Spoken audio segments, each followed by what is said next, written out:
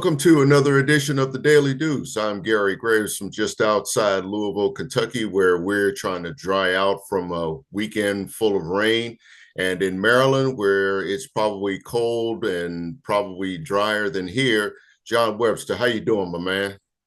Hey Gary, I'm doing real good, man. Hey, we may be a little dry, but it's cold here, man. Yesterday the wind was blowing all over the place. Mm. Monday it was raining all day and cold. So we'll see. Rest of the week's gonna be about 50. Sunday I'm supposed to go to the Orioles game. So we'll see how that weather's gonna be. Yeah. I'm hoping that it's warm when the Reds get back to town. But the great thing about that is that we have baseball to warm us up. Absolutely, man. Yeah, Absolutely. Hey yeah. man, we got a lot of stuff going. Well, we had a lot of stuff. We're wrapping up now. The men's and the women's tournament, real interesting stuff happened over these last few days. We have new champions in the women's on the women's side, and we have new champions on the men's side. We're gonna start on the men first, Gary. What do you think? Well, I picked Florida to win it, and it looked kind of shaky there in the Sweet 16. But every game they made a comeback, and I think in two games, probably three games, they had to come back from double-digit deficits. And hats off to Florida. The thing was, it was still precarious in that last minute because Houston, in that defense, they just wouldn't quit even when they were down. You just felt like they could make a stop and set up opportunities. And as it turned out, they set up four in that the final minute and a half, but really didn't get a shot off until like the very last possession, and that was blocked. And that says something about Florida's defense, which really helped them win that.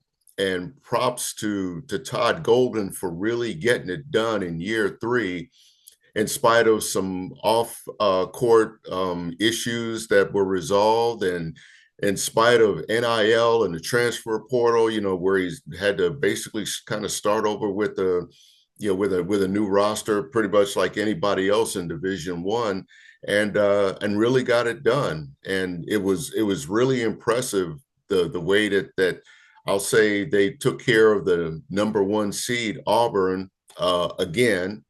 And I don't know if I want to say it was dominant in terms of how they played defense, but it was definitely timely, and that's what you need this time of year. And those bigs, which are very underrated, for Florida, I mean, Condon for example, and I forget the other guy's name, but and Martin. Oh my gosh, Martin he's just a grown tail man, as we would say in a different way in the barber shop.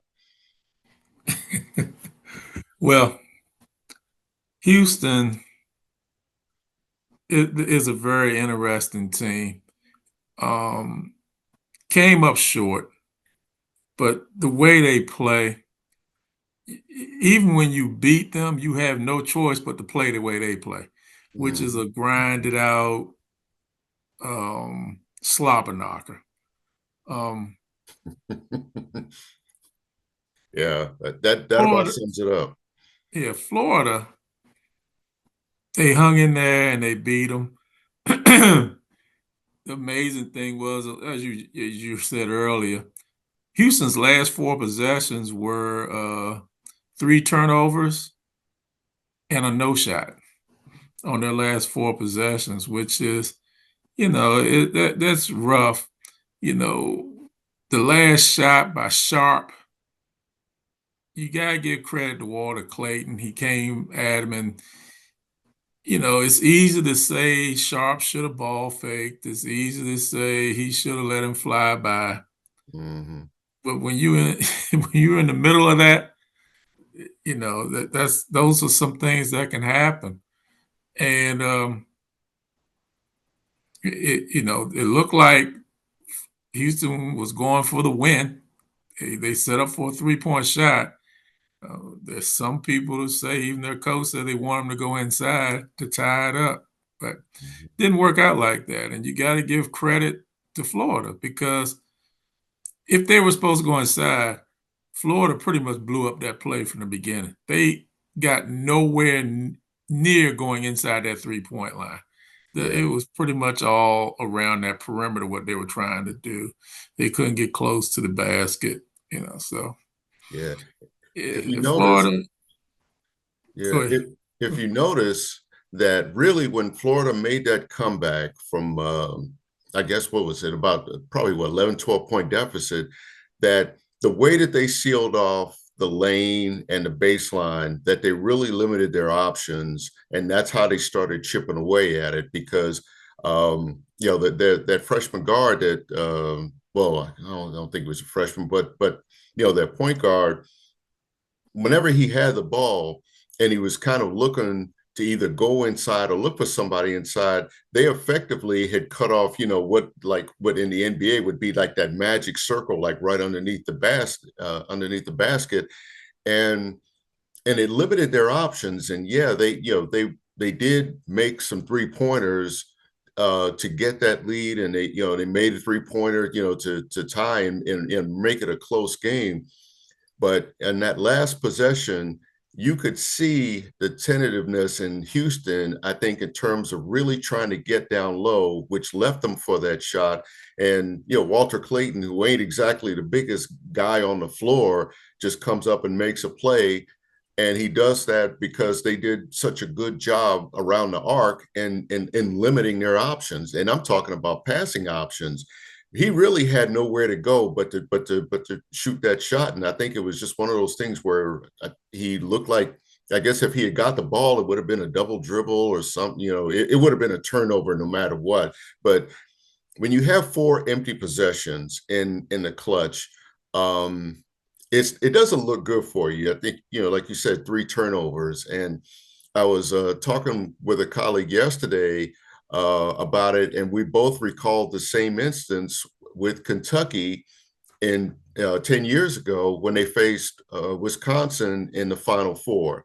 Mind you, that was the 38-0 team that lost to Wisconsin and Frank the Tank.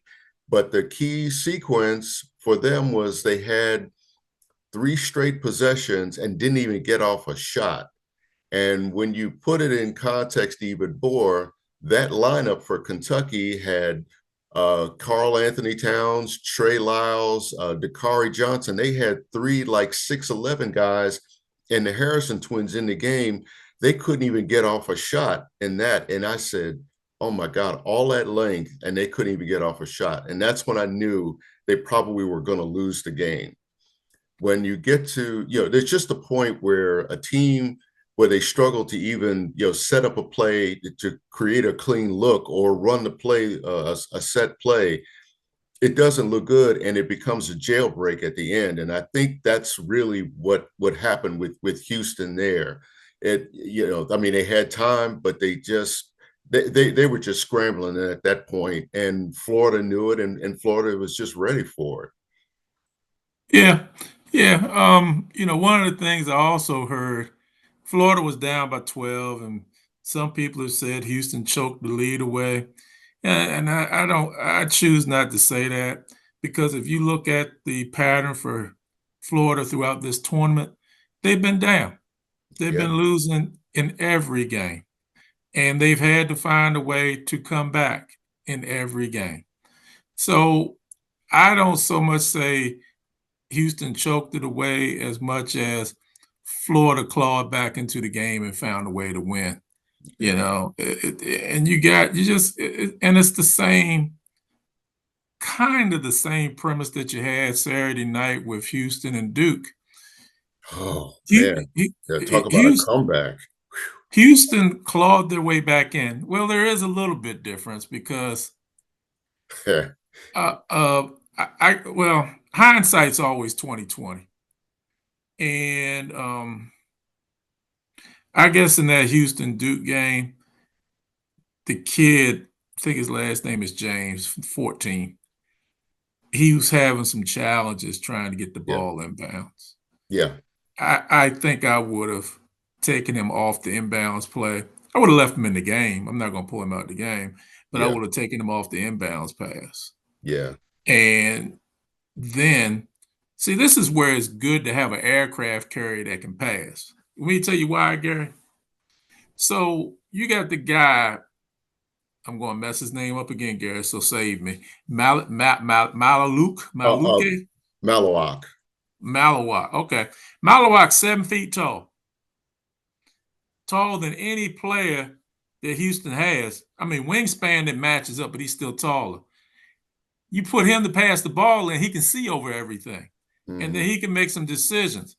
Now, the other thing you could have done was have Cooper Flag get the ball, pass the ball in. But if you have him pass the ball in, that's who you want to get the ball to shoot the foul shots. Yeah. You're taking away your ball handler and your free throw shooter. But you're having such a difficult time getting the ball in bounds that you may need to do something a little bit different. And like I said, the kid was struggling 3, 4, 5 times. It's just, and again, you got to give credit to Houston. They play some suffocating defense, but you have to find a way to draw up a play to get somebody, Mhm. anybody, somebody open. You got to find a way, and they just didn't. They weren't able to. Yeah. So Yeah. it's one of those things, and that's rough. They've gone through the whole year. They played well. They've been a dominant team in the ACC, and they beat Houston at Houston's game for 38 minutes of a 40-minute game.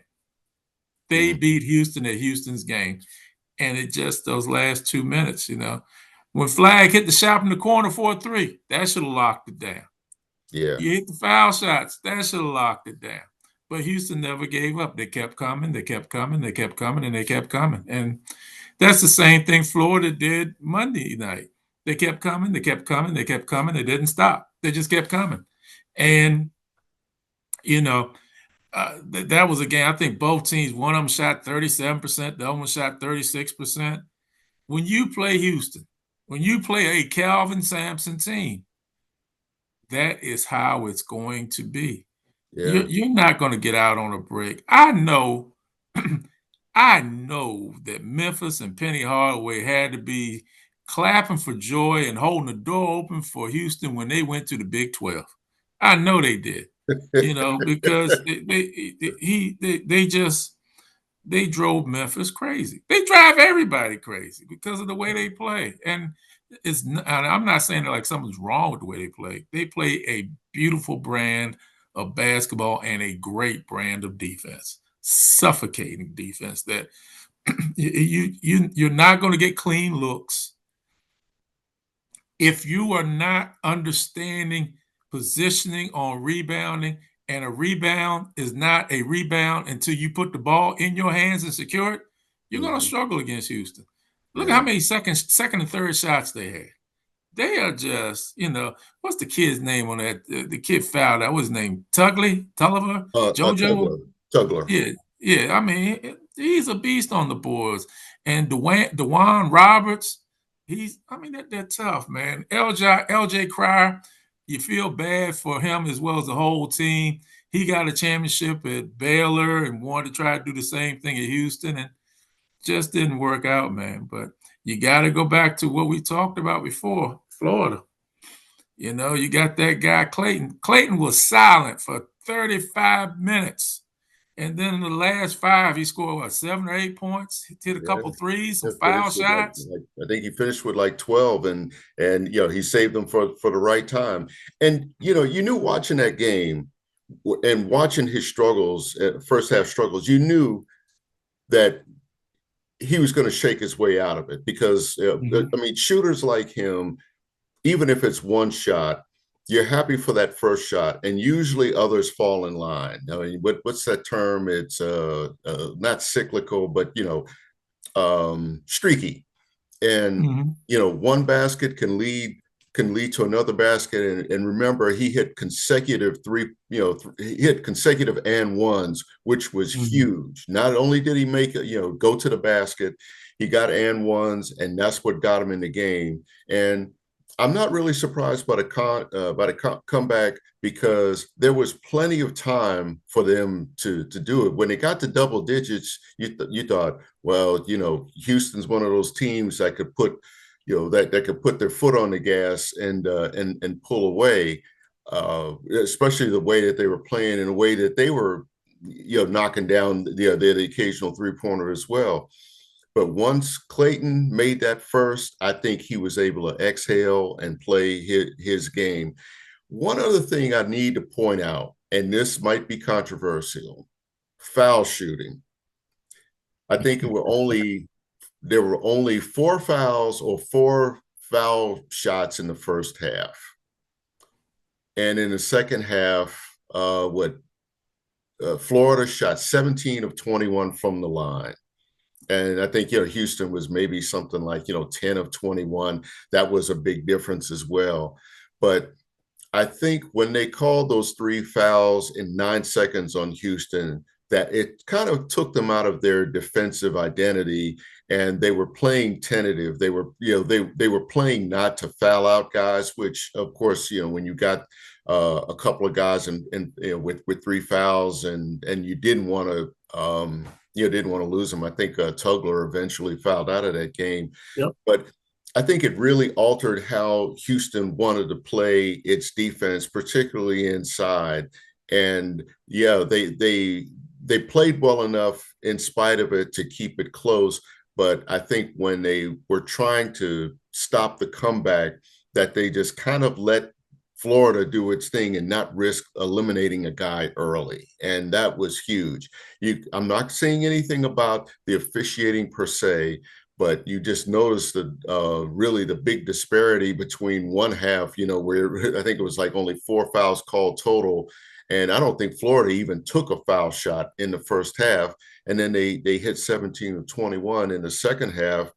And all of those points were huge in that comeback. And I think from a sports writer and a fan standpoint that I liked how they had swallowed the whistle in the first half. I wasn't too happy with all the fouls called, but I'll say this, that they called the fouls that needed to be. It's just, you just didn't realize how much they really kind of took control. The officiating really affected how that game went in the second half for both teams.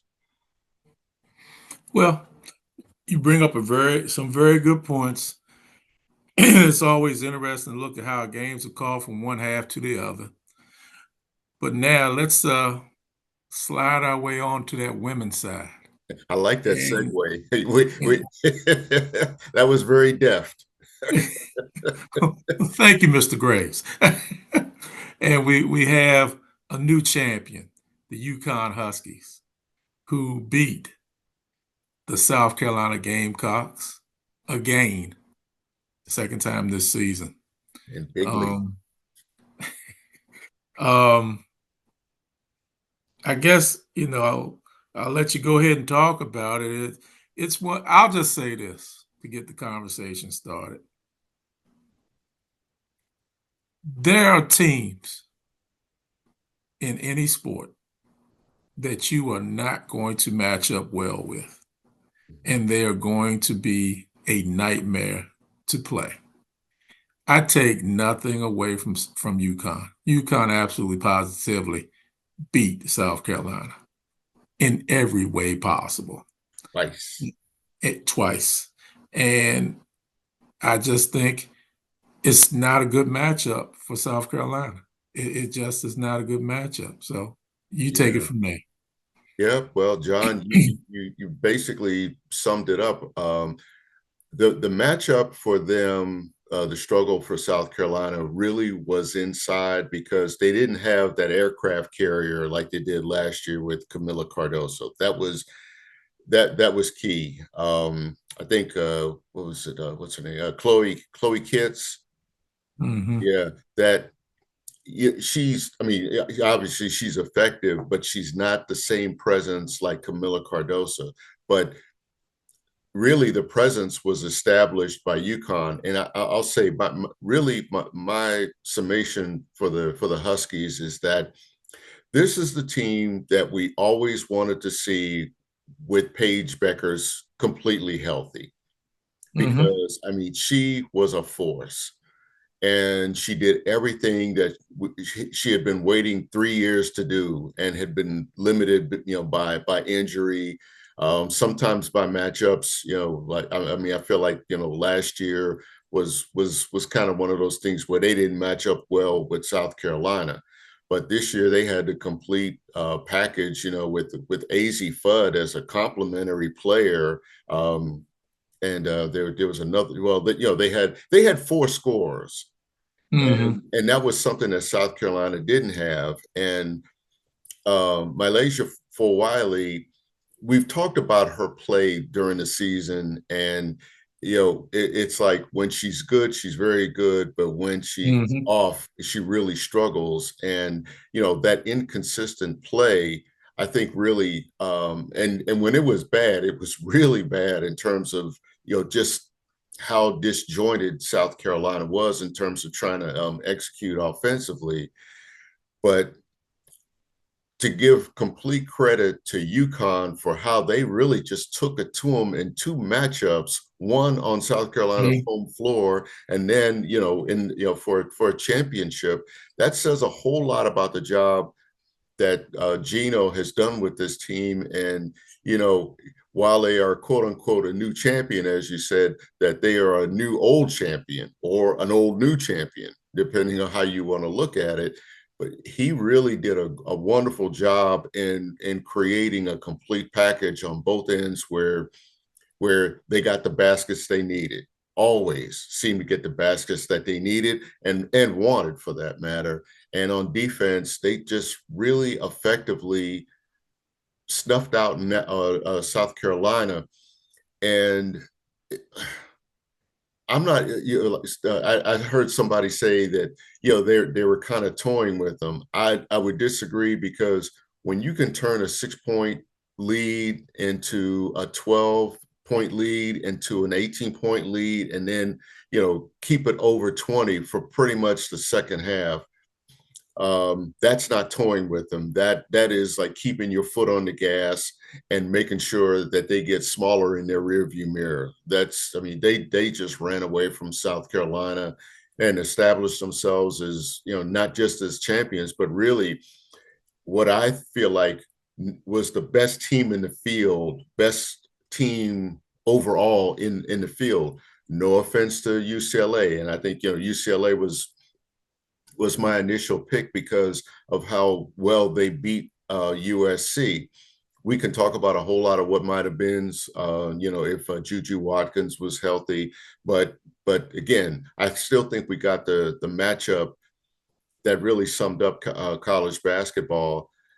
Now, for South Carolina, I do believe the way that she has that program, that they will be back there. UConn will probably have to retool, obviously, with Paige Beckers, headed to the W. I forgot who else might be going with her, but at Az Fudd is what She'll be freshman. back next year. Yeah, she's got another year, and of course, 21 will be back. oh yeah. So I mean, Strong. yeah, that's right. Yeah, Sarah Strong. That's what I was trying to remember. And he'll build around them. It'll probably be Fudd's team, to build around. South Carolina, well, both of them obviously, excuse me, have great recruiting classes coming in, and the portal is going to be huge for both of them. So it wouldn't shock me to see both of them right back there next year. Wouldn't shock me to see UCLA back next year, even with losing Lauren Betts. It's the thing now in both divisions, that the transfer portal really kind of levels the playing field in a way. And the thing on the men's side that I remarked about the most in the Final Four teams was that they just had some grown tail men on those rosters. On well, every roster, I say, except Duke. Um, I mean, Duke had some veterans, but they didn't have like those men that you see on like the rec league, where I'm just like, good night, that dude is a grown man. I mean, and it was like they were Auburn, playing against boys. Auburn had players that were your age and my age, Gary. So, um, but but I mean, shaved off the gray, right? well, maybe shaved off, or maybe you grease some formula, you know. But I mean, Yeah. I joke about it. I say it tongue in cheek, and I this is a whole nother subject we're gonna have to come back to because I just transfer portals and kids, like I said, they have every right to play. I don't have a problem with it. But what I am concerned about is that kid who's coming out of high school who wants to go play. And if you're a coach and your job is to win games, Mhm. let me say that again. A coach's job is to win games. If I have Gary Graves, who is 145 years old, and he's been putting up all these points, and he's been crushing it at Largo State University, and he wants to transfer now, why would I not take him? Why would I take Little John Webster, who's been playing at whatever high school, doing Mhm. well, but he's playing as high school kids? I want the guy at Largo State, and I want him because he's going to help me win. Now, as long as you got the rules where they are, you do what you got to do. But I think you really need to look at some things as far as age and this transfer portal. Again, I'm not saying you shouldn't have a transfer portal. Mhm. I'm not saying kids shouldn't be paid. But what I am saying, you need to look at it and put some things, some parameters in place to go along with it. But that, like I said, Gary, that's another show for another day. But Yes. let me come back to what we're talking about with South Carolina and UConn. I think UConn's going to be tough for the next couple of years. I think AZ Fudd. I don't know this for a fact; it's just my personal opinion. I think she deferred a lot this year to Paige Beckers. It was Paige's team, so you would see AZ Fudd have some struggles throughout the season. I think you saw what really is AZ Fudd in the Final Four. I Mhm. think, and really the Final Four in the last three games, even against USC, that's who AZ Fudd is. Fun-loving, great kid who can bury a shot. She can smile at you and kill you in the next breath on a Mhm. basketball court. So I think you'll see more of that next year because Beckers won't be there. She'll be the leader. I think the kid's strong. Ooh, boy, what an aircraft carrier she is. She can shoot it, she can pass it, she can dribble it, she's the entire package, man. So I think that she's going to be nothing but the truth as well. South Carolina side, they got some players coming back. My favorite, Malaysia for a while, he'll be back. South Carolina just got a transfer yesterday. They got the Yeah. kid from Florida State who led the country in scoring. I Mhm. think that has potential to be a very good backcourt. I think last name is Hatton. I think it is. Yeah. Um, Yeah. Sounds right. it, yeah, her and Fawali in the backcourt. I think Chloe Kitts has another year. Chloe Kitts plays hard. As I've said before, she does things that go unseen or unnoticed in that box score. I think one of the things she probably needs to work on this summer is finishing on her shot. She gets some shots, she gets some good looks. Now she's going to have to be able to finish some of them on the drives and things like that.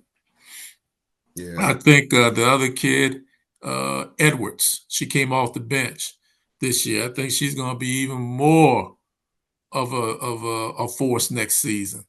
They're both, they're not UConn and South Carolina at this point. They don't rebuild; they reload.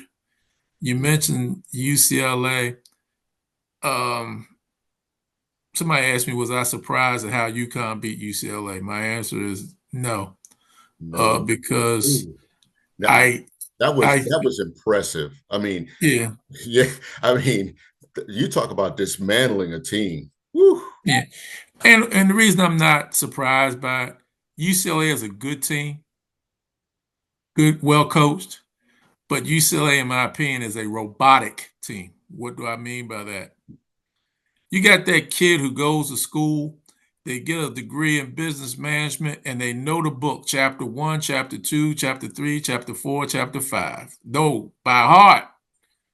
They can quote it to you, tell you how it should be. But what happens to that kid when the book in real life skips to chapter 14, then comes back to chapter three? They can't And I improvise. Yeah, and I think that's what happened to UCLA.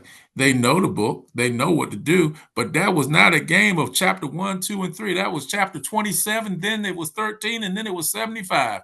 Mm. And the coach, she's pulling her hair out. She's doing all she can, but what else can you do? That's not how your team is built to play, and that's what happened. And that's, in my opinion, that's why they lost. And UCLA, South Carolina, you play UConn 10 times and they will lose to UConn 10 times. Yeah. It's no way you'll get them one time. No. As both of those teams are constituted right now, if they play UConn 10 times, they both will lose 10 times. You're talking about South Carolina too? Yes. I don't Yes. think that, John, I would disagree with you in the case of South Carolina because, one, I'll just say they've already proven that they can beat UConn. They proved that last year.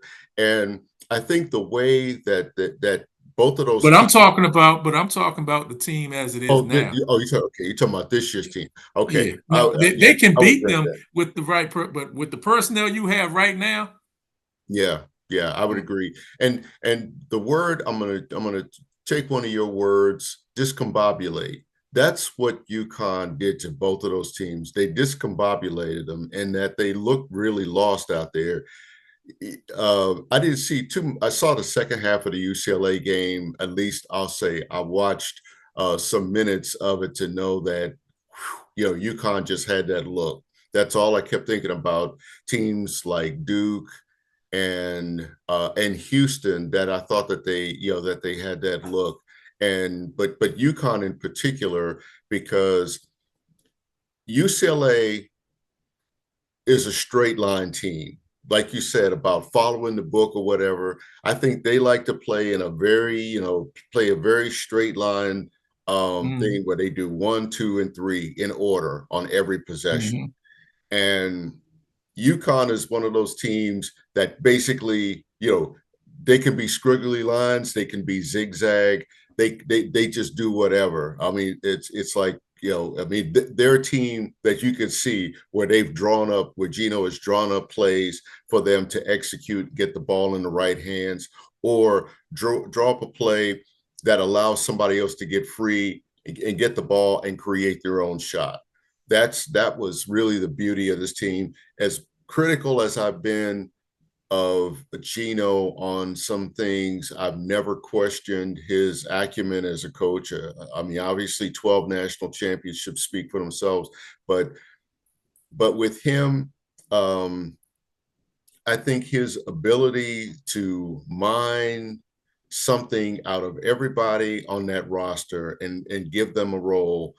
I mean, even if it's the 13th or 14th player on there, I think is really his gift. And you saw that in this year's team in terms of how they could just roll platoons of players out on the floor to get, you know, I'd say 4 to 8 points and chip in or get that defensive stop on the other end.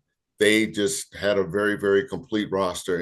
And I think the thing that made me feel good for Paige Beckers is that a player of her stature that was really limited by an injury, and you just like, gosh, you really feel for, and you want to see the best player have a chance to thrive. Just like I feel the same way about Juju Watkins and her comeback.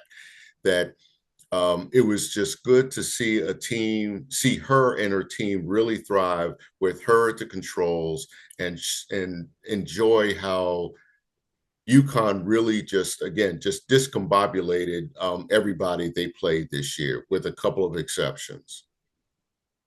Gary, you bring up a key word, man, thrive. We got a guy named the Great Eight who was thriving in pressure, and now he is the leading goal scorer in the NHL. Give me in a minute a synopsis of it and then take us home, Gary. Alexander Alexander Ovechkin did what we've seen him do for what almost 20 years now, more than 20 years now, and that again he thrives. He thrives on the power play. It was fitting that his record-breaking goal was on the power play, but just to have the kind of season where he missed, I think it was 16 games with a broken leg, and still break that record, what was considered to be an unbreakable record and 16, I'll say, with 16 fewer games, but at the same kind of pace as Wayne Gretzky, who remains the great one. I mean, he has more records than we can even think of, and I wouldn't put him in that same category. But 895 plus goals is what it is, and for him to do it despite missing 16 games really says something about the kind of player that he is. And John, we've been used to it, for since 2004, and I'm glad that he not only has the record, but he also has the Stanley Cup to show that it wasn't just about scoring, that it was about winning. Gary, you said a mouthful, my friend. Hey, everybody. Thank you for joining us for another great episode of the Daily Deuce. Remember, Gary and I want you to go out, watch some sports, watch some football, watch some basketball, watch some soccer. But above all else, just watch some sports and come back and see us real soon. Take care.